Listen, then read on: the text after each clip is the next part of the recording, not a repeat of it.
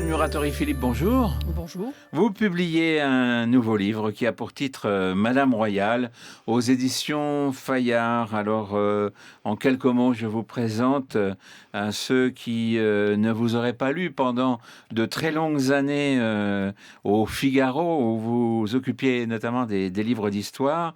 Vous étiez journaliste, vous êtes aujourd'hui membre correspondante de l'Institut et l'auteur d'ouvrages, bien sûr, historiques, et que vous avez publié de biographies, notamment Parmentier, Marie Leczinska et le roi Stanislas et un certain nombre d'autres. Aujourd'hui, vous nous donnez une biographie, enfin pas tout à fait biographie, disons un passage de la vie de Madame Oui. Royale, qui était donc la fille de Louis XVI et de Marie-Antoinette. Alors, c'est un peu un personnage que les Français ne connaissent pas, parce que on connaît la tragédie, évidemment, pendant la Révolution française, de la fin Louis XVI, Marie-Antoinette, du petit Louis Et du XVII, hein, dauphin, oui, et du du Louis dauphin. XVII. Mais Madame Royale, bon, on ne sait pas elle va survivre à tout ça. Et qu'elle va mourir bien plus tard, en Oh, 1851. oui. Donc elle va traverser tous ces événements. Oui, mais on ne la connaît pas parce qu'elle est une fille et qu'à la cour de France, la fille, c'était tout à fait secondaire. Elle, c'était une petite princesse au départ, comme toutes les petites princesses à Versailles. Elle avait une vie heureuse et agréable jusqu'au jour où les choses, la politique de la France a changé, la Révolution est arrivée, a chassé le roi, donc a chassé son père, sa mère et elle. Et elle s'est retrouvée donc dans la prison du Temple, où elle a finalement été la dernière prisonnière du Temple, puisqu'elle a survécu à ses malheurs. Alors, c'était pas une petite fille facile, hein, Marie-Thérèse. Marie-Thérèse, oui, Marie-Thérèse Charlotte de France, avait mauvais caractère, déjà. Elle savait ce qu'elle voulait. Et elle avait des attitudes à la cour de Versailles qui amusaient les commères de la cour, mais qui faisaient peur à Marie-Antoinette parce qu'elle se demandait qu'est-ce que cette petite fille allait devenir. Et c'est la raison pour laquelle elle a mis à côté d'elle une autre petite fille, Ernestine Lambriquet, qui avait le même âge qu'elle. Et elle demandait à Marie-Thérèse Charlotte de s'occuper de cette petite Ernestine. Elles sont devenues très amies. Et Ernestine a effectivement un peu calmé les ardeurs de Marie-Thérèse. Oui, enfin, c'était une jeune femme, une jeune fille bouillonnante et pas très agréable avec sa mère. Non, elle était méchante avec sa mère. Sa mère ayant fait une chute de cheval, le confesseur de la reine a dit à Marie-Thérèse Charlotte qu'elle a failli perdre sa maman. Elle aurait pu mourir de cette chute de cheval. Et Marie-Thérèse a répondu: «Oui, bon, et alors? C'est pas grave, ça m'aurait arrangé». Et en fait, quand Marie-Antoinette l'a su, elle était très choquée. Elle a voulu savoir pour quelle raison elle voulait la mort de sa maman. Elle a répondu: «Parce qu'elle s'occupe mal de moi. Papa, lui, il rythme son pas sur le mien quand il me promène, pas maman. Maman, je suis toujours loin derrière et je n'aime pas». C'était vrai, Marie-Antoinette avait peu d'affection pour elle. Si, elle avait beaucoup beaucoup d'affection pour ses enfants et même pour sa fille. Simplement, elle n'était pas très attentionnée pour un petit bébé. Elle faisait pas attention, que la petite fille suivait pas derrière, et la petite fille n'appréciait pas du tout qu'on l'attende pas. Alors quand surviennent les événements de 1789, Marie-Thérèse Charlotte, donc à quel âge à ce moment-là? Elle a une dizaine d'années, Une dizaine d'années? 10 ans et C'est demi. plus qu'un enfant déjà, c'est plus un bébé. C'est plus un bébé, c'est une petite fille qui voit les choses, très clairement, et qui se rend compte d'ailleurs des drames et du drame qu'elle est en train de vivre avec ses parents. Elle voit l'attitude des gardes nationaux qui retournent leurs armes au roi. Elle voit les autres gardes qui imposent le bonnet rouge au roi. et elle sent que le roi est en train de perdre pied, qu'il est en train d'abandonner son rôle de roi. Elle le sent. Elle en pleure même. Elle est furieuse de voir que il n'arrive pas. Il a beaucoup de patience, le roi. Il discute avec tous les harengères. Il discute avec ces voyous qui essaient de le déstabiliser. Il prend son temps et sa fille, elle, aurait préféré que d'un coup d'épée, il règle le problème. Elle est encore au stade du Moyen Âge. Oui, mais enfin, il y a eu de temps, hein. Il y a eu les Tuileries, la fuite à Varennes, et puis ensuite, le peuple français n'avait plus confiance La, dans le roi et dans la Marie-Antoinette. fuite à Varennes a été le grand hiatus dans leur vie. C'est que là, les choses ont changé et irrémédiablement. Alors, cette jeune fille va voir disparaître successivement son père, sa Sa mère, mère, son petit sa tante, frère, sa tante, Madame Élisabeth, oui, et puis son petit et frère son petit qui va frère. disparaître. Et alors, on a le sentiment, mais est-ce que ça s'est vraiment passé comme ça? Enfin, que les gens disparaissent sans qu'on annonce véritablement Eh bien, ce qui va se passer. elle était prisonnière au temple, et au temple, les gardiens n'avaient pas le droit de leur parler et ils n'avaient pas le droit de les informer. Donc, elle n'a pas pu savoir ce qu'était devenue sa mère. Elle a toujours espéré que sa tante, Madame Élisabeth, reviendrait auprès d'elle. Elle l'attendait et elle savait la mort du père puisqu'on leur avait dit. Mais c'est tout ce qu'elle savait. Elle ignorait tout le reste. Elle a aussi ignoré la mort de son petit frère pendant un certain temps. Euh, Elle l'a su un petit peu plus tôt que pour sa mère et sa tante. Mais il a fallu, pour sa mère et sa tante, que ce soit Madame de Chantraine, la dame que la Convention avait installée auprès d'elle pour la réinsérer dans la société, pour lui réapprendre à parler, parce que pendant 13 mois, elle ne parlait plus. Donc elle avait perdu l'usage de la voix, elle bredouillait. Et donc, il a fallu que Madame de Chantraine lui dise qu'elle avait perdu sa mère et sa tante. Et ça a été des journées de pleurs effrayants. Madame de Chantraine avait peur pour sa santé. Est-ce qu'on sait comment cette jeune femme a pu vivre la mort de ses parents? Est-ce que plus tard, puisqu'elle est décédée donc en 1851, est-ce qu'elle s'est exprimée? Est-ce que en dehors de allez, je vais dire de la haine qu'elle pouvait peut-être ressentir à l'égard des révolutionnaires, est-ce qu'elle a comment elle a vécu ces moments-là? Elle l'a quand même mal vécu, même si elle faisait des efforts, parce que on voit bien que quand il y avait eu l'histoire des faux dauphins, elle a été, on a voulu la confronter à cette histoire des faux dauphins. Et elle n'a jamais voulu ni rencontrer les dauphins, elle n'a jamais voulu rencontrer des personnages proches de la vie qu'elle a eue. Elle a toujours refusé et elle a toujours essayé de botter en touche et de pas parler de cette affaire-là. Mais alors comment sort-elle de la prison du Temple? Parce que, encore une fois, son père, sa mère, son frère, sa tante, meurent, bon, ils sont là donc au Temple, séparés les uns des autres Oui. et elle échappe miraculeusement à cette fin. Bon, parce que j'imagine que les révolutionnaires, lui destinaient la même fin, non? Oui, la même fin que son petit frère, c'est-à-dire que une mort lente, dans la crasse, la vermine, ne pouvant plus s'alimenter, des choses comme ça.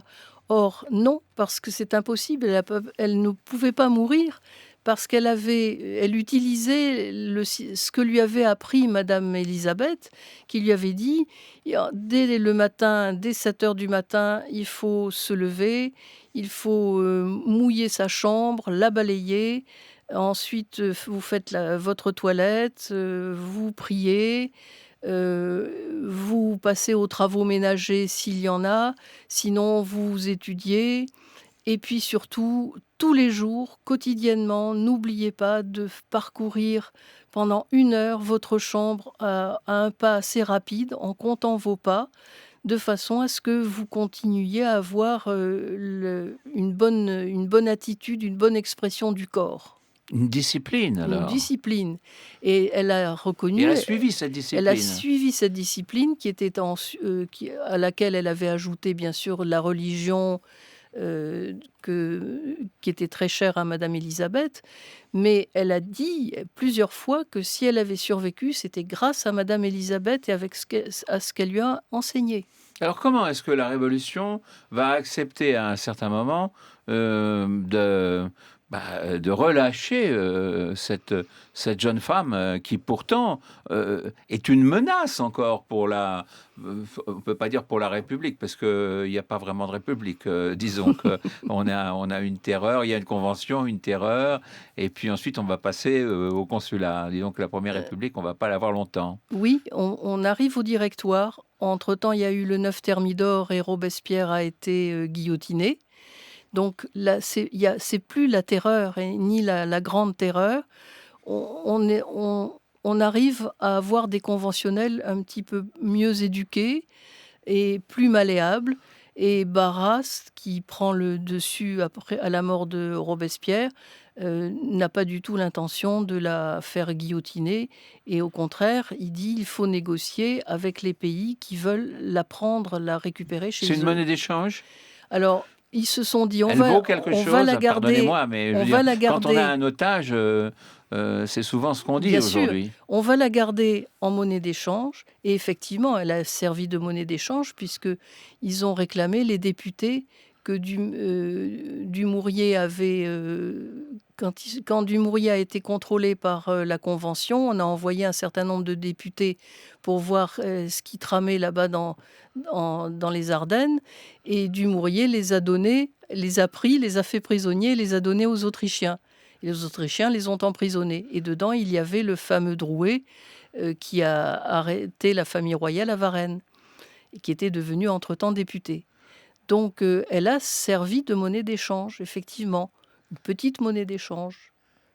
Et ça a compté puisque ça lui a permis de recouvrer la liberté. Oui, alors, parce que l'Espagne l'avait réclamée, comme ça, il la voulait, le roi d'Espagne voulait récupérer sa cousine, mais bon, ça s'est pas fait. Et l'Autriche s'est sentie obligée. Ils n'avaient pas tellement envie de la voir arriver. Elle avait pas très bonne réputation, parce que les gens avaient parlé. On disait que elle avait embrassé la Révolution, qu'elle était au temple, mais qu'elle avait des idées un peu avancées, etc. Et elle inquiétait François II, C'était pas le l'empereur, cas. et que ce n'était pas le cas. Simplement, elle faisait une différence entre deux personnages de la Révolution. Les révolutionnaires de tout début, ceux qui ont abandonné en fait le roi et la reine, qui ont tourné le dos à la royauté, elle leur en voulait. Mais les révolutionnaires de 1792 qui se sont engagés parce que leur famille était en danger, ceux-là, elle les a appréciés. Ah ouais. Et elle va avoir un destin vraiment étonnant parce qu'elle restera toujours française. Hein, elle y tenait, Elle y c'est-à-dire tenait que beaucoup. même en allant de cours en cours, enfin, et de pays en pays Oui. pendant une grande partie de sa vie, elle va toujours vouloir rester française. Voilà, et quand elle a quitté, la France, à Bâle, enfin quand elle est passée à Bâle, qu'on l'a échangée avec, ces députés qui étaient dans une autre ville non loin de là, en quittant la France, elle s'est retournée vers l'ambassadeur de France et elle lui a dit: «Je suis de France, ne l'oubliez pas». Alors, il y a eu un moment tout à fait extraordinaire, parce que la vie de Madame Royale est une vie extraordinaire. Mmh. Bon, elle est princesse royale, elle vit à Versailles, ses parents donc sont tués, son petit frère disparaît, sa tante, etc. Elle-même survit à tout cela, elle est échangée. Et bon, au fur et à mesure, donc elle va, je le disais à l'instant, et toujours pour faire vite, elle va épouser le duc d'Angoulême, Oui, et elle va devenir madame d'Angoulême, oui, voilà, duchesse d'Angoulême. duchesse d'Angoulême. Bon, elle retrouvera plus ou moins ensuite le frère de Louis XVI, puisque la famille va revenir au pouvoir une Oui, fois que Napoléon avec sera Louis parti. Enfin XVIII, bon, on Charles n'entre pas X. dans les détails, mais elle va être reine pendant 20 minutes. Oui, C'est le règne le plus court de France. oui. En fait, on peut dire qu'elle a été reine. Hein? Oui, oui, tout à fait. Ah, expliquez-nous ça, parce que on est en 1830. Il y a eu des manifestations Ben à oui. Paris. Et en fait, c'est le duc d'Angoulême et elle qui sont au pouvoir à ce moment-là et qui prennent le pouvoir. Il n'y a pas le choix. Il y a personne. Oui, c'est ça, parce que juste après Napoléon, il y a Louis XVIII, Oui, après il y a Charles Charles X, X et Louis-Philippe et n'est pas encore Louis-Philippe arrivé. n'est pas. Alors, plus Oui, tard, il y aura Napoléon oui. III, mais il y a un petit Il y espace là, a un temps mort. et on pense que, bon, ben voilà, il faut bien un souverain. Oui, et en même temps, on pensait qu'il garderait le trône pour le fils du duc de Berry, enfin le duc de Bordeaux. Au chaud, quoi. Mais, Oui, mais non, ça s'est pas fait. donc, elle est reine pendant 20 Oui, minutes. Extraordinaire, non? oui, Il y oui, a pas oui. de règne aussi court dans Non, non, l'histoire de je crois France. pas. Hein? Je crois pas. Alors, à la fin de sa vie, enfin, comment vit-elle la fin de sa vie? Parce que un grand nombre d'aristocrates vont pas errer, mais ils seront dans les cours. Évidemment, certains vont revenir après en France au fur et à mesure. Les choses se stabiliseront pour un grand nombre d'entre eux. Bon, d'abord parce qu'il y a le retour de la royauté, Oui, donc c'est quand même la première chose. Ensuite, bon, les cours vont absorber à la fois les nouvelles bourgeoisies et en même temps accepter l'ancienne aristocratie. Mais pour elle, bon, donc, elle revient un peu en France et puis finalement, elle va finir ses jours en Autriche. oui. Oui, le roi est chassé, enfin, et puis va arriver plus tard Napoléon III, mais elle part en exil. Elle finit sa vie en exil. Et d'abord en compagnie du duc d'Angoulême, et qui meurt un petit peu avant elle, une dizaine d'années avant. Et ensuite, Elle n'aurait pas pu revenir sous Louis-Philippe? je pense que non, parce que Louis-Philippe avait une épouse et qu'elle n'aimait pas l'épouse de Louis-Philippe. Donc il y avait des... Elle avait un caractère très tranché, donc quand elle n'aimait pas, elle le faisait savoir, on, Ouais, elle on avait le gardé le même voyait. Donc caractère que quand elle était oui, oui, jeune. là, de ce Alors, ce qu'il faut côté-là. dire, c'est que elle a été inhumée dans un caveau. Enfin, je n'y suis jamais allé. Vous y êtes peut-être allé Il y a pour les long- besoins de votre J'y livre. suis allée il y a longtemps. Non, c'était le hasard, c'était pour le journal que j'y étais allée. Ouais, et donc là, il y a un certain nombre de personnalités françaises qui sont inhumées donc Ben, en il Autriche. y a Charles X, Charles enfin, X, donc le roi de le France, roi de France, le duc d'Angoulême, Madame Royale. éphémère roi Oui, aussi. oui. Mais bon, c'est dans un monastère, mais c'est en piteux état. Ah Et oui. donc, il est soi-disant question de rapatrier les corps en France. Donc, les moines sont très mécontents. Ça fait un petit peu la même chose que pour Napoléon III, dont on voulait à un moment donné ramener le corps en France. Et là, c'est un petit peu triste de les voir dans cet état. Quel regard portez-vous sur ce destin dans lequel vous vous êtes plongé et parce qu'une grande partie du livre, évidemment, est consacrée à toute cette période particulièrement pénible, enfin tragique qu'elle a vécue à la prison du Temple. En fait, oui, j'ai voulu raconter la vie de la dernière prisonnière du Temple et j'ai eu comme un malaise en l'écrivant, tellement je n'avais pas pensé que c'était aussi violent, que les révolutionnaires étaient aussi agressifs et mauvais. oui, C'est vrai? oui. Et pourtant, vous avez C'était écrit affreux. un certain nombre de livres d'histoire. Oui, mais je l'ai mal vécu. Et on a suffisamment de relations. Il y Ce a sont des. beaucoup de relations, et on peut même prendre, dans les 2 sens, dans les 2 camps, il y a Ouais. beaucoup de choses et de plus en plus parce qu'il y a des archives qui se libèrent, beaucoup de personnes ont raconté leur vie pendant cette période. Alors, un regard un peu triste, j'imagine, non? Enfin, c'est une. Euh, Finalement, ça finit bien pour elle, mais sinon, oui, moi j'en reviens pas que les Français, soient devenus aussi, m mauvais, agressifs, prêts à s'entretuer. C'est effrayant et parfois même, en entendant la radio aujourd'hui avec tout ce qui se passe, en Syrie et ailleurs, je me dis: «Ben, on n'a rien inventé, hein». Merci beaucoup, Anne Muratori-Philippe. Voilà, alors Madame Royale, un livre publié aux éditions Fayard, la vie de la fille de Louis XVI et de Marie-Antoinette, et qui nous entraîne dans ce qu'a été cette période particulièrement euh, eh bien, Noir. noire, hein, de notre histoire, Oui, hein, après les journées de, disons 90, 90, oui, 91 surtout, oui. jusqu'à la fin de la terreur. Merci infiniment.